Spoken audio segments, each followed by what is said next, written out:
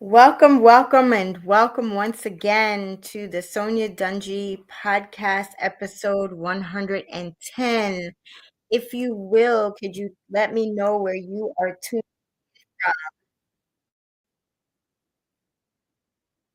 and how is the weather tonight? I want to be able to just dive right in tonight. I am so excited and can't wait to begin. I am just, uh, everything is everything. Check, check. So here we go. So once again, welcome to the Sonya Dungee podcast episode 110, celebrating Black history all month long, sponsored by Always Destined for Greatness. I am your host, Sonya Dungee, and I want to thank you all for joining tonight. It is both an honor and a deep-seated privilege for me to be a part of this celebration of African American history and culture, recognizing the struggles, resilience, um, while highlighting the innovations and achievements that were made. So, in doing the research, I was really surprised because there were so many Black pioneers that I've never heard of before. And it was a very I'm trying to think of the proper word. It was very eye-opening for me while I was doing the research for some of these, and because we're on social media, so there's things that, I couldn't bring, within the 28 days that we will be celebrating Black history all month long. So, I did choose, although, being careful, um some of the names that, again, I've never heard of before that I wanted to share with all of you and the, inventions, that we have today as a result.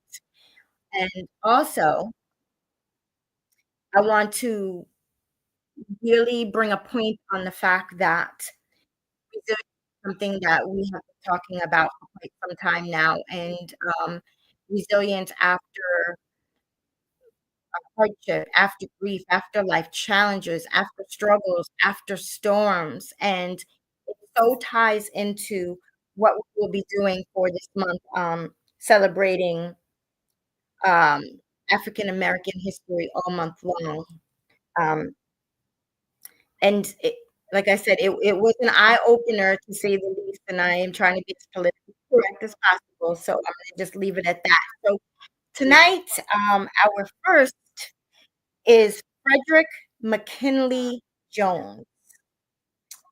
And Frederick McKinley Jones, he was born in Covington, Kentucky on May 17th in 1893.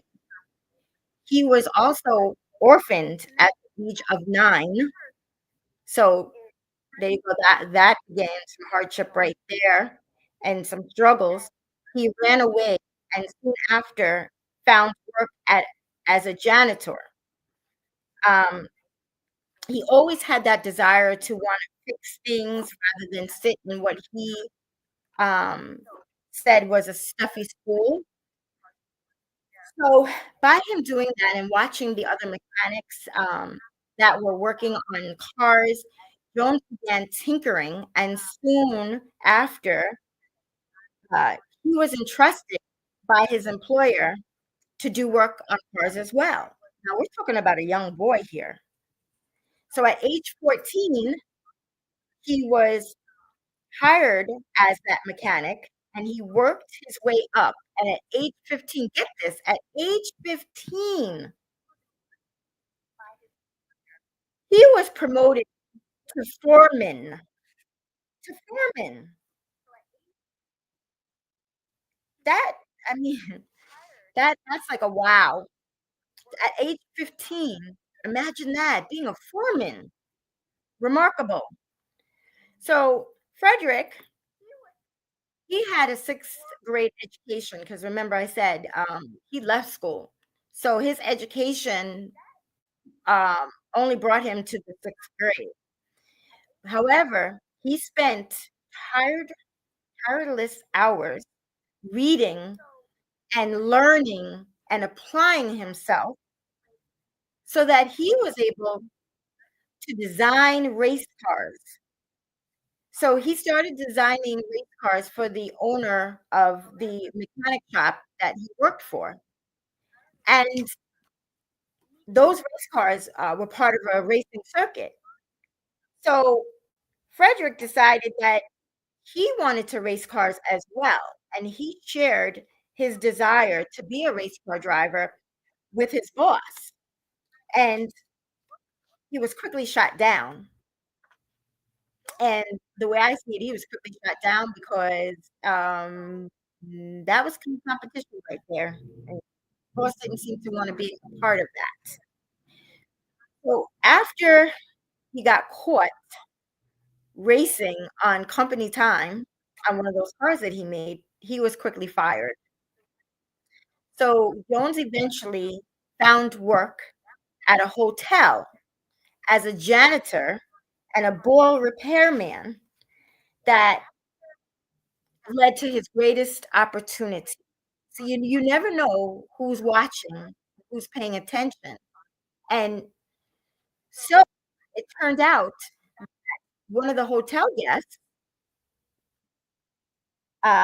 his name was Oscar Youngeren, he was witnessing Jones' talent, and he soon offered him a better job as a master mechanic on a 50,000-acre farm in Minnesota.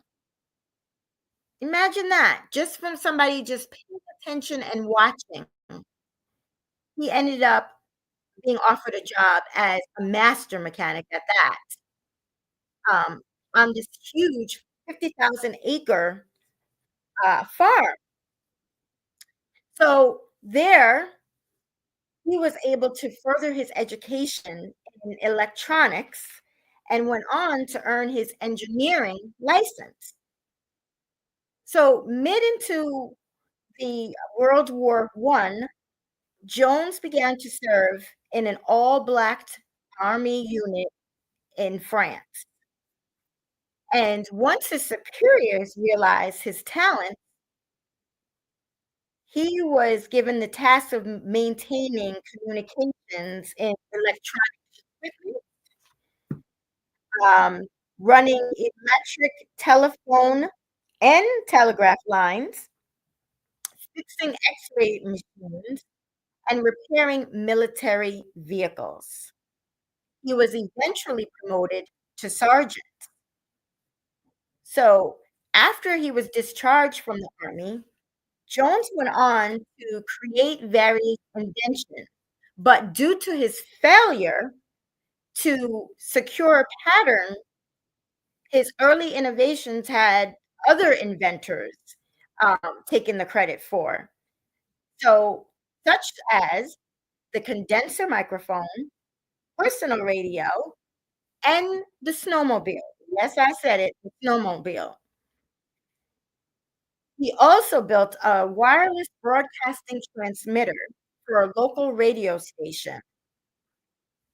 And get this, he was able to turn silent pictures into full talking pictures. Because back when, if you remember, like Charlie Chaplin days, that the motion pictures, they were silent. There was no words. You heard nothing. Um, it was just a lot of gestures and laughing, etc. So the first pattern that he was able to receive credit for was for the movie theater dispensing machine that returned change. Imagine that. Who would have ever thought of the movie theater dispensing machine that returned change?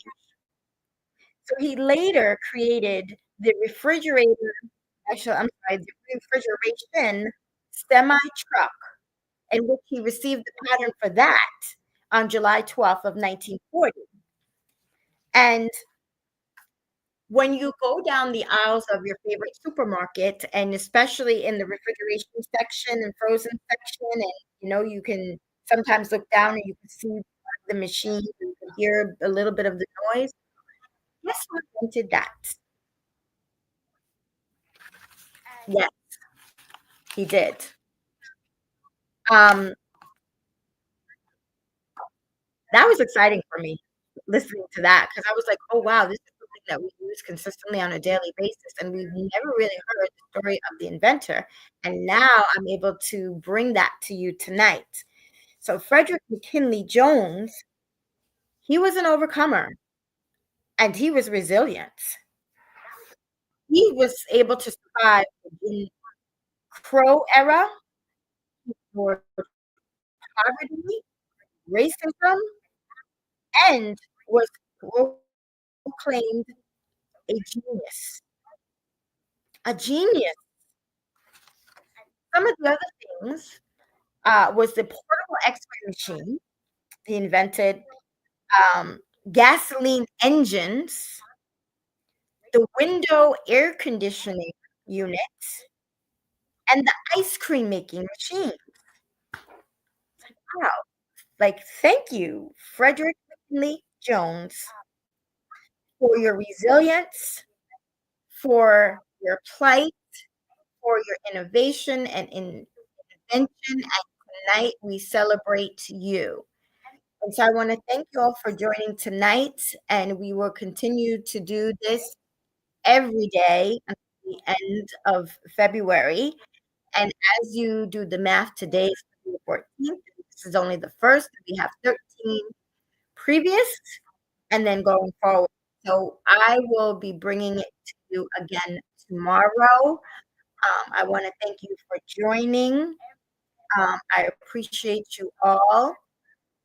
And I know you can be anywhere else, but you chose to be here tonight. So, with that being said, if you also have any Black history that you want to share, you want me to talk about, or there's somebody that you would like to highlight, please let me know because I have been researching and I do have quite a list compiled, but I'm always eager to learn.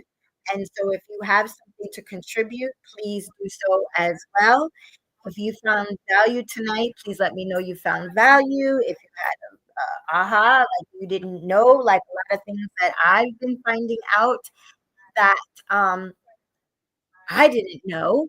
Um, please let me know that as well. Sharing is definitely caring. And I want to remind you to stay resilient, stay in that mirror, talk to the self image. It is so important. Stop and pause and go and be safe, stay well. God bless you all. And remember, be always destined for greatness, your greatness, your very best. Until tomorrow, bye for now.